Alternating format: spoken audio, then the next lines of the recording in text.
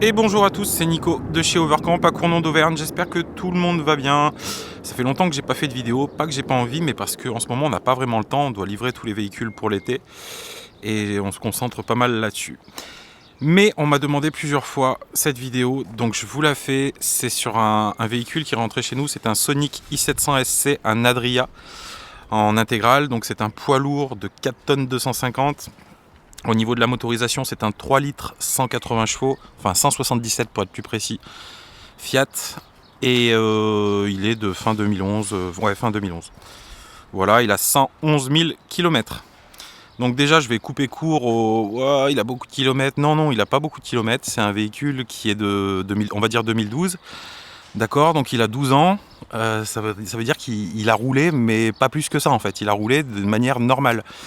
Ce qui est plus inquiétant, c'est quand on trouve un véhicule qui a 15 ans et qui a 25 000 km. Ça m'inquiète un peu plus. Là, ça m'inquiète pas. Et ça m'inquiète d'autant moins que c'est un 3 litres 180 chevaux. Franchement, c'est la meilleure motorisation qu'il existe sur les camping-cars. Fiat avait fait ce super moteur. Et bon, il y a quelqu'un quand même qui m'a appelé pour me dire que bah non, ça lui allait pas en fin de compte parce que 3 litres 180 chevaux, ils étaient pas fiables. Je sais pas d'où il tient ces infos, probablement d'un copain qui connaît. Mais non, c'est pas comme ça que ça fonctionne. Allez, on va faire le tour extérieur de cet Adria qui est très sain. Il est vraiment sain. Bon, c'est un première main, donc il n'a pas vu 50 mains, il n'est pas abîmé. On voit ici que les autocollants commencent à se fatiguer, mais ça, c'est pas propre à Adria, c'est propre à tous les camping-cars. Donc celui-ci déroge pas à la règle. Mais bon, il n'y a rien qui choque, hein. C'est pas quelque chose de choquant. On voit ici qu'il a un store. J'ai allumé la barrette LED, mais vu qu'on est en plein jour, eh ben, ça donne pas grand chose. Mais vous voyez, il y a une barrette LED tout le long, plus un éclairage extérieur. Il a des safe doors, donc des protections ici. Donc le store, en haut, on voit qu'il a une antenne satellite automatique. Et il y a un panneau solaire aussi sur le toit. Allez, je vais vite passer. Le but du jeu, c'est vous de montrer l'état du véhicule. Donc voilà, très sain. Je vais ouvrir la soute si je peux. À une main, c'est jamais très pratique. Mais j'ai réussi. Voilà. Il a une roue de secours. Et puis la soute, elle est grande. Il y a de la place, quoi. Donc là, ça se voit pas comme ça, mais il a des suspensions pneumatiques à l'arrière.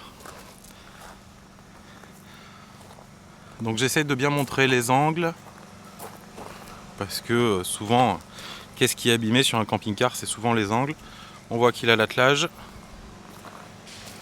Donc les disques, parce que c'est un poids lourd. Je le répète, c'est un 4 tonnes 250. Mais vous voyez, c'est sain, quoi. Vous voyez, là, il y a un petit accroc. Mais bon, est-ce qu'on peut demander à un véhicule de cette année-là d'être entièrement parfait?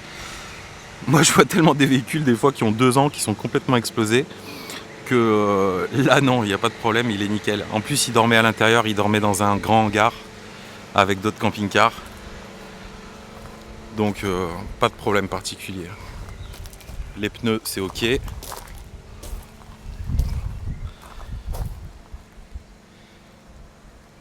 Voilà, allez, j'ai fini pour le tour. C'est du rapide, mais le but du jeu, c'est de montrer que le véhicule est sain. Et moi, c'est ce qui m'intéresse.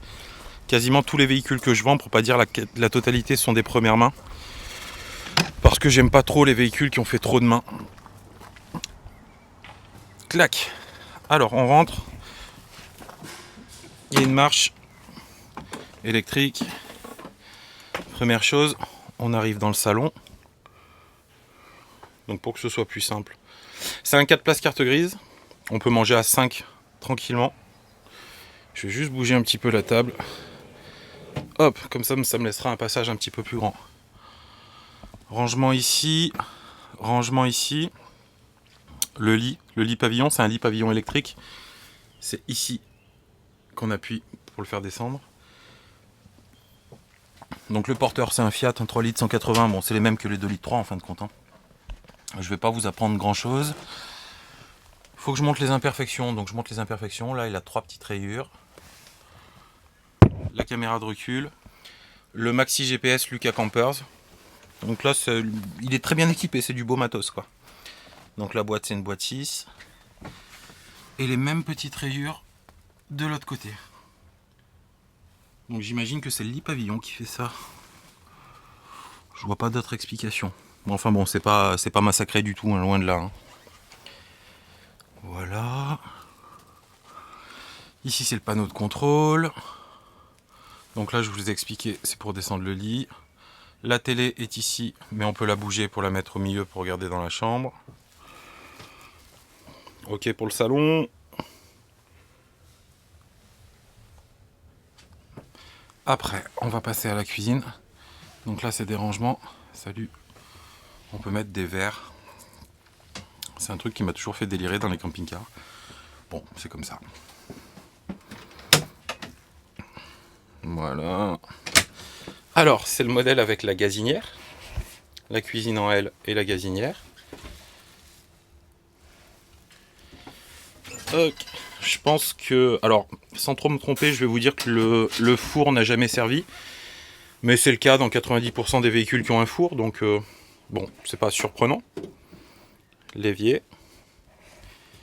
Et ici, il y a une petite poubelle. Juste là. Ça, c'est pratique, par contre. Et on a un grand rangement bas. Et là, on a des tiroirs de rangement également. Ensuite, en face, on a un frigo congèle. Donc en 2 parties. C'est un Tedford. Bon, j'ai pas trop grand chose à dire. Hein. Tout le monde sait comment ça fonctionne. C'est du tri mixte. Ok. Après, on a une porte qui nous emmène dans les toilettes. Pareil, des petits rangements partout. Donc c'est un véhicule qui est très sain et qui maintenant est propre. Voilà. Après, on arrive dans la chambre. Pareil, des petits rangements. Ici, c'est la commande de la pile EFOI parce que le véhicule est équipé d'une pile à combustible. Donc pour l'autonomie, bien sûr, c'est toujours mieux. Une penderie de chaque côté, des placards en haut comme dans toutes les chambres de camping-car et le lit central. Et ce lit central, en fait, si vous voulez, il est électrique. On a un petit bouton qui est juste là, qui permet de descendre la tête de lit en fait. Donc là, je suis en train de le faire en même temps que je discute. Vous voyez, la tête de lit est en train de descendre. Et ben, c'est pour avoir le lit allongé dans toute sa longueur. Alors effectivement, il y a un petit peu moins de place ici du coup pour passer. Mais c'est normal, c'est un véhicule qui fait 7,39 m. Donc vous voyez, là il y a un petit peu moins de place pour passer. Donc il y a des gens, ça leur suffit largement. Hein. Mais il y a des gens qui préfèrent remonter la tête de lit pour gagner de la place et pour gagner du passage. Donc là, je remonte la tête de lit.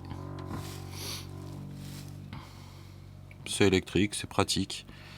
C'est bien pensé. Même sur des véhicules récents, en fait, souvent il n'y a pas ça. C'est des lits qu'on peut bouger manuellement, mais c'est pas électrique. Alors que là, c'est électrique et c'est nickel. Hop, je vais la remonter à fond. C'est fait. Donc voilà, maintenant, on a un plus grand passage. Ici, la douche.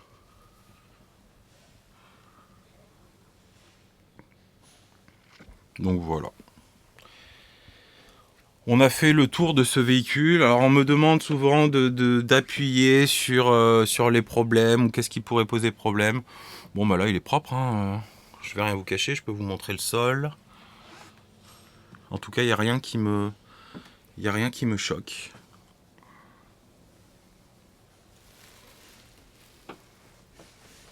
Dans la douche non plus, dans la cuisine non plus.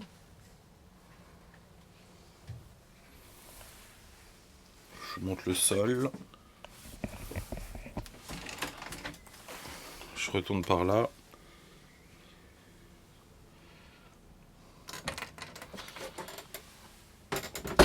Allez, zou, j'ai fini le tour.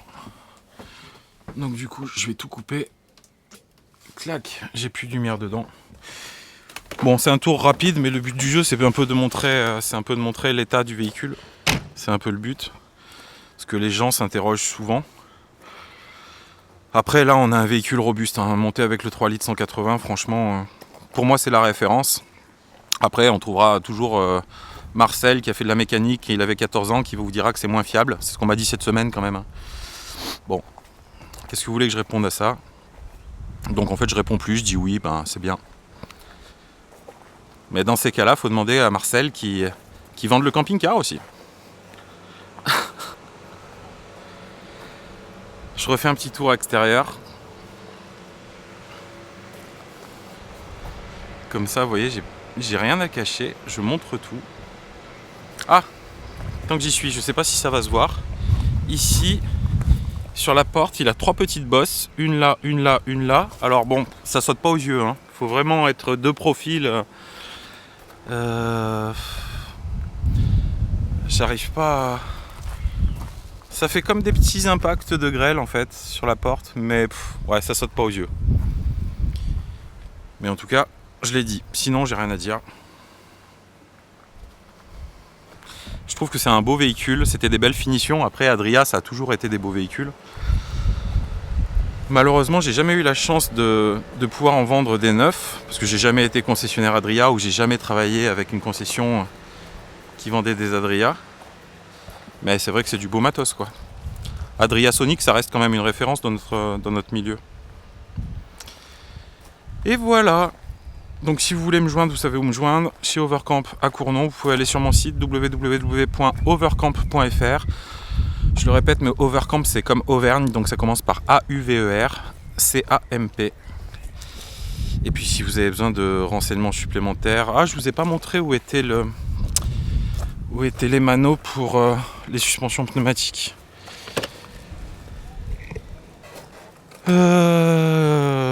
Je vous ai pas montré parce qu'en fait je sais même pas où ils sont. Et ils sont là. Voilà. Et ça en fait c'est ce qu'on appelle des airtops, c'est Alco qui fait ça.